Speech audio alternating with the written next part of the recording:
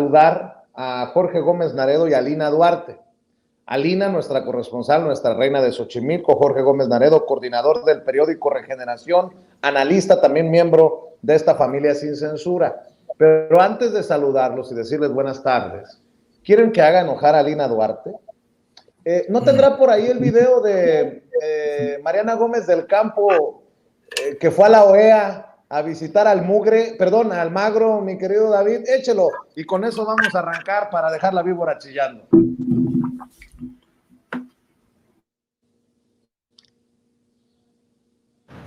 Saludos desde la Organización de los Estados Americanos. Como les dije, hace más de 15 días que ocurrió la tragedia de los 40 migrantes asesinados, vengo aquí a denunciar el crimen de Estado que se dio en México y que hasta el día de hoy el secretario de Gobernación no ha rendido cuentas, ni tampoco el director del Instituto Nacional de Migración.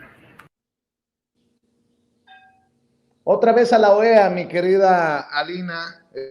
Conste que sé qué puede ocurrir cuando se tocan estos temas. La risita yo sé que es más de mentar madres, pero bueno.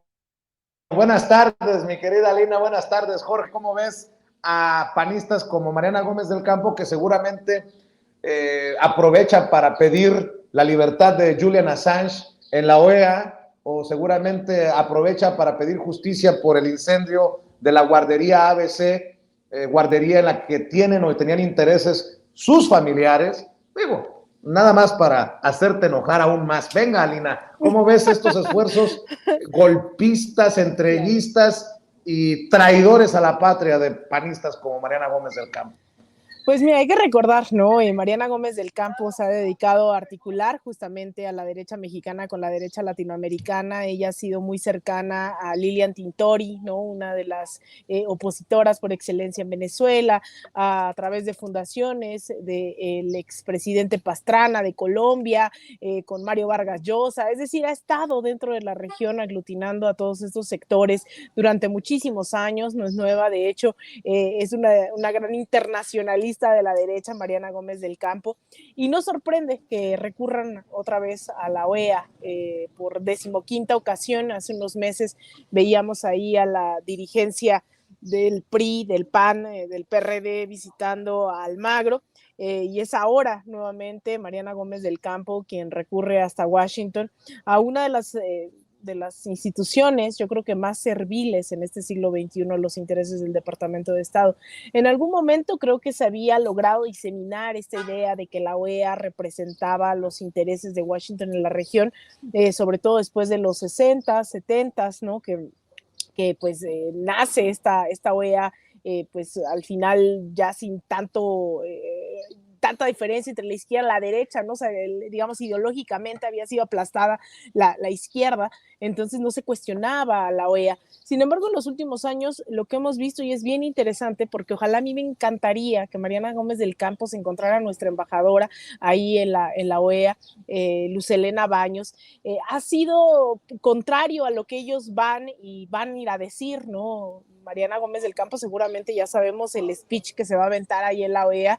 Bueno, nuestra embajadora en realidad ha confrontado directamente y en múltiples ocasiones a Luis Almagro, hoy quien se encuentra bajo investigación, quien la han cuestionado, incluso algunos congresistas demócratas que a veces se dicen muchos de izquierda, pero son incapaces de cuestionar este personaje siniestro. Bueno, ahora Luis Almagro también está siendo cuestionado por un sector de los demócratas, no solo por cuestiones y además es ridículo porque la investigación a lo interno de la OEA que se está haciendo tiene que ver con que tenía una relación amorosa con una subordinada. Sin embargo, ahora los congresistas lo que ponen sobre la mesa es que es un personaje que estuvo directamente implicado en cuestiones de alteraciones democráticas, como en el golpe de Estado en Bolivia en 2019, o también en el seguimiento de los últimos años también de la vida democrática en Honduras, en donde pues obviamente en un principio se negaba a evidenciar quién era Juan Orlando Hernández, quien hoy está también acusado de narcotráfico en Estados Unidos. Entonces, este personaje es a quien van y le piden favores, con quien se reúnen, y yo creo que ya esto muestra también un nivel de desesperación brutal de tener que recurrir a figuras con las manos manchadas de sangre solo porque está en Washington. O sea, yo no sé a quién convencen, si dentro de la misma derecha Luis Almagro ya no tiene legitimidad alguna, a quién pretenden convencer, qué alianzas quieren hacer. Yo creo que esto es, la verdad, hasta crítico para ellos, ¿no? O sea, no sé qué pretenden, o si la OEA fue su excusa para viajar a Washington o hacer otros encargos, porque definitivamente creer que esto va a tener una repercusión incluso dentro de la militancia panista, la verdad lo dudo bastante, Vicente. Ahora ya que te hice enojar a ti, déjame hacer enojar a Jorge Gómez Naredo, a quien también le mando un abrazo. Estoy viendo lo que circula en redes sociales, Jorge, de lo que tú también estás alertando en el Estado de México, porque ya hay un llamado por parte de la mismísima candidata del PRIAN, del PRIAN-REDEL, Alejandra del Moral, a reventar el proceso electoral o a cometer fraude o lo que sea, así. Básicamente quiere aplicar la de haya sido como haya sido. Tenemos el video, vamos a ver y escuchar. Tomen su lugar en la batalla y hagan lo que saben hacer, para bien o para mal. Queremos constancia de mayoría, no de buena conducta. Salgan y ganen la elección, que tienen mucha candidata y tendrán mucha gobernadora. Muchísimas gracias, valientes. A ver si entendí bien, Jorge. Hagan lo que saben hacer, queremos constancia de mayoría, no de buena conducta. Válgame Dios. Revelador de Alejandra del Moral, la candidata del PRI-RD rumbo a las elecciones en el Estado de México, la contrincante pues política de la maestra Delfina Gómez, Jorge. Sí, hagan lo que tienen que hacer para bien o para mal. Entonces, y después lo otro es, queremos ganar, no queremos una conducta, una constancia de buena conducta. Yo creo que es muy interesante esta declaración que se hizo en días recientes de la candidata del PRI, PAN y PRD a la gubernatura del Estado de México, Alejandra del Moral, porque lo que hay es una desesperación, me parece, acerca de cómo están las circunstancias, ¿no? Cómo están las encuestas, cómo está el contexto y cómo está la situación electoral en una de las entidades, bueno, la entidad más grande del país en cuanto a número de personas, porque pues no levanta su campaña. O sea, por más intentos que tratan de hacer, por ejemplo, Claudia X González y toda esta sociedad civil que fue a apoyarla y que dijo que era una candidata prácticamente ciudadana, e incluso por ahí que hasta dicen que estéticamente, ¿no? Lo dijo este señor que no recuerdo cómo se llama, bueno, Belauzara, ¿no? Que estéticamente es mejor que Delfina. O sea, en estas cosas ya de una desesperación, porque simplemente pues no levanta la campaña. Ahora, sí me parece muy grave la forma en cómo lo está mencionando, porque es una incitación a elaborar prácticas detestables, prácticas que son típicas del priismo del Estado de México. Y hay que recordar, en el 2017 fue una de las elecciones más sucias que haya habido en épocas recientes en este país, donde hubo intimidación por parte del PRI hacia la campaña también de Delfina Gómez, donde hubo una cantidad de irregularidades enormes en cuanto a compra de votos, en cuanto a llevar a la gente a votar, en cuanto a trampas, donde las instancias electorales, tanto estatales como nacionales, dejaron y prácticamente legalizaron y legitimaron lo que había sido un claro fraude electoral, ¿no? Incluso hay un video que hace Andrés Manuel López Obrador unos minutos, horas después de terminada la elección, donde explica cómo fue el fraude, dónde fue, en qué lugares, cómo operaron. Pero sí, es una entidad donde el PRI ha estado constantemente nunca ha dejado de gobernar, pero que además utiliza estas prácticas terribles y que este llamamiento que hace Alejandra del Moral a sus seguidores, a los priistas que están ahí, a las personas operativas, me imagino que estaban en ese evento, donde dice pues prácticamente, pues no, que no nos importe la ley, que no nos importe hacer cumplir la legislación electoral, hay que ganar la elección a como dé lugar, y sí me parece que es un grave, y va a ser un reto también esto para las propias autoridades electorales, tanto del Estado de México como las nacionales, que ya tienen una nueva cabeza, que tienen a una consejera presidenta distinta en el INE. Entonces pues va a ser un gran reto, pero aquí la intención es que hay una desesperación por parte del PRI de perder esta elección, que esa desesperación las lleva a tener este tipo de declaraciones, y que en esa desesperación pues ellos pueden, o la intención que podrían tener es reventar la elección en el Estado de México y hacer pues lo que hicieron hace prácticamente 6 años, cuando pues la candidata de Morena va muy adelante en las encuestas, y parece ser que pues esta desesperación de no poder levantar de Alejandra del Moral la hace decir tales acciones, que pues prácticamente es: hagan fraude, señores, que nos interesa ganar esta elección. Bueno, yo creo que le entendimos mal, mi querido Jorge Gómez Laredo, porque en realidad al que debemos de escuchar y escuchar bien es a Alito Moreno, el presidente nacional del PRI. Escuchen, vean a Alito Moreno, que dice: somos un partido serio, en el PRI tenemos ruta y destino claro. Don Alito, pues yo tengo otras versiones, como la de Alejandra del Moral, y eso no habla necesariamente de un partido serio. Vamos a ver, escuchar. El PRI tiene su agenda son los ciudadanos, son los priistas, es México. Que en el PRI estamos completos, que tenemos nuestros consejos, que tenemos nuestros dirigentes en los estados, que tenemos nuestros dirigentes nacionales, que tenemos gran coordinador en el Senado de la República, gran coordinador en la Cámara de Diputados, diputados locales, alcaldes, tenemos comité nacional, estamos firmes y listos, y vamos a trabajar por darle certeza y certidumbre a la militancia priista, a la ciudadanía y a nuestra coalición. El compromiso indeclinable del partido, de nuestra dirigencia, de respaldar y de fortalecer las acciones afirmativas, de los derechos y luchas alcanzadas, pero sobre todo... Bueno, mucho choro de Alito Moreno, pero yo pregunto, don Manuel Añorbe, el otro día que estuve en el Senado, ¿por qué corrió cuando me vio?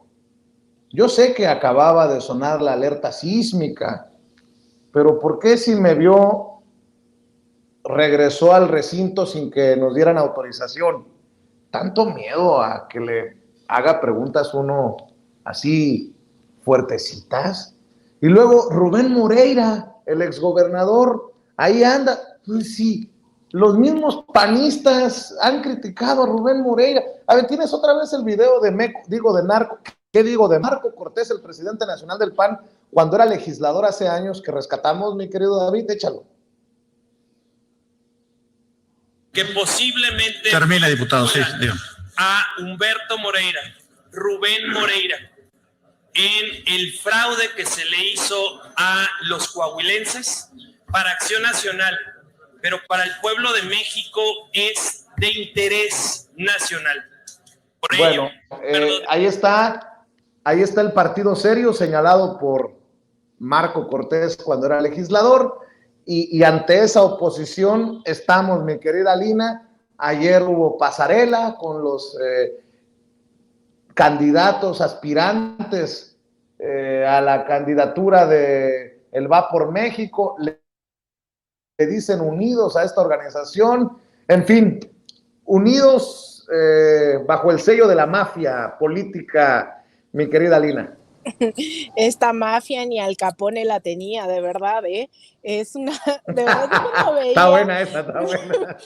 cuando veía ahí a la sobrina de Gortari, a Claudia Ruiz Massieu Salinas, a Beatriz Paredes, ¿no? A toda esta gente que yo decía, bueno, fueron y rascaron de ultratumba, ¿no? Para sacar lo peor de lo peor y lo pusieron ahí en el escenario. De verdad es interesante ver el momento que vive esta derecha electoral. Más bien lo preocupante es que justamente no logran aglutinar a ese sector de la población, ni siquiera las derechas internacionales, ¿no? O sea, hay como un revoltijo, no tienen aglutinados ideológicamente a un sector, tampoco lo tienen aglutinados electoralmente, tampoco lo tienen incluso en cuestión de ciertos sectores de la burguesía, ¿no? Que tampoco están de lleno con ellos, muchos de ellos incluso están con la 4T. Entonces, hoy hay de verdad un guacamole de la oposición que está todo revuelto, que no sabe para dónde, que tienen que reciclar, ¿no? O sea, ¿qué discurso van a decir? Este es el nuevo PRI, cuando en realidad vemos que son exactamente el mismo viejo PRI, lo único nuevo si acaso es el saco que se puso Alito, el vestido que se compró Ruiz Massieu, porque en realidad no hay novedad, ni en sus propuestas, ni en el proyecto que quieren conducir. A mí me preocuparía, en todo caso, la ruta que van a tomar estos partidos como Movimiento Ciudadano o sectores aún más radicales. Yo, por ejemplo, no veo que sean mayoría, por fortuna, las América Rangel, ¿no? Con discursos totalmente protofascistas, que salivan al ver golpes de Estado, que quieren que ocurra eso aquí en México, que son transfóbicas, que difunden un discurso de odio tremendo. No son mayoría. Sin embargo, empiezan a tener cada vez más eco, no en su bancada, sino dentro de un sector de la población que les aplaude, que son abiertamente golpistas, antidemocráticas, ¿no? Con tendencias, insisto, fascistas. Y ahí es donde habría que preocuparnos en cómo desde estos espacios también empezamos a incidir dentro de la gente, que si bien electoralmente puede o no estar con la Cuarta Transformación, sí asumir que se necesita un espacio de debate, de crítica, autocrítica, de análisis, de poner absolutamente todo sobre la mesa.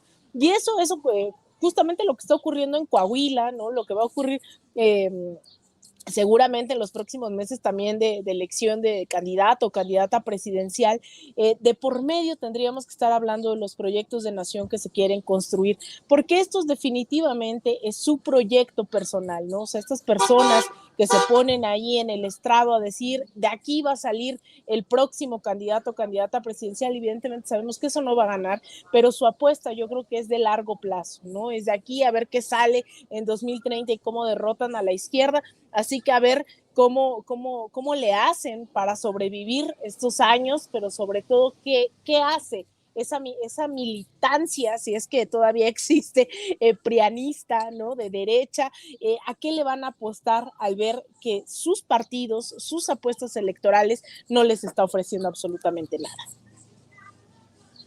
Hoy el presidente anduvo con todo, Jorge Gómez Naredo, lo mismo habló de la farsa del INAI, como él mismo lo puso en esos términos, como, y lo voy a poner yo también en esos términos, la farsa de Carmen Aristegui, dos temas fuertes y que al presidente no le tembló ni la mano ni la voz para hacer claros sus puntos y sus críticas.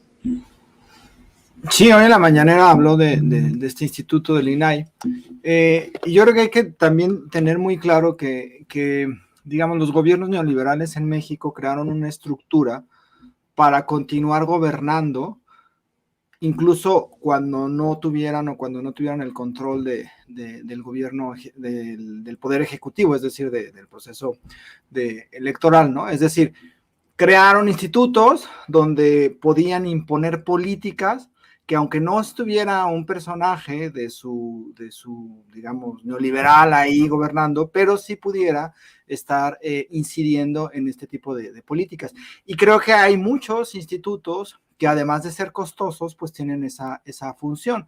Incluso también estos grupos conservadores, pues se adueñaron de espacios dentro de el Poder Judicial, dentro de organismos también de la sociedad civil, y es desde donde han creado presión, y creo que el presidente entiende perfectamente que son estos espacios que son financiados por el Estado, pero que actúan abonando a continuar con políticas neoliberales o incluso, bueno, en este caso también que lo menciona, que son organismos muy costosos, ¿no? Porque al final la transparencia, si bien la política, la estructura, este instituto, pues quienes se encargan de establecer la transparencia, pues son las propias instituciones, ¿no? Entonces es también esta cuestión que tiene que ver con la cuestión del ahorro, que yo recuerdo mucho cuando Andrés Manuel decía, pues es que el gobierno o los gobiernos anteriores proporcionaban recursos a organizaciones de la sociedad civil para, digamos, atender cuestiones con niños de la calle o personas en situación de calle, y eso se supone que también lo hacía el Estado, ¿no? Entonces generaba una doble estructura, generaba y se gastaba más, y entonces, pues sí, la sociedad civil, los ciertos sectores de la sociedad civil que se hacen llamar, pues muy contentos, ¿no? Con los gobiernos priistas y panistas, pero pues por supuesto que se le estaba financiando. Entonces, creo que sí es una cuestión que tiene que ver con eso, lo que menciona el presidente, con una cuestión de ahorro y también con una cuestión de que ahí están enquistados grupos conservadores y grupos neoliberales, ¿no? Que no han querido irse. Y bueno, en el caso de Aristegui, pues es una cuestión que tiene el presidente, que lo menciona constantemente, ¿no? Que ha sido un engaño, lo cuestión de Carmen Aristegui. Y yo creo que Carmen Aristegui ha perdido muchísimos seguidores, muchísima audiencia, de gente que tenía en ella como una voz de referencia, hacia periodísticamente hablando, ¿no?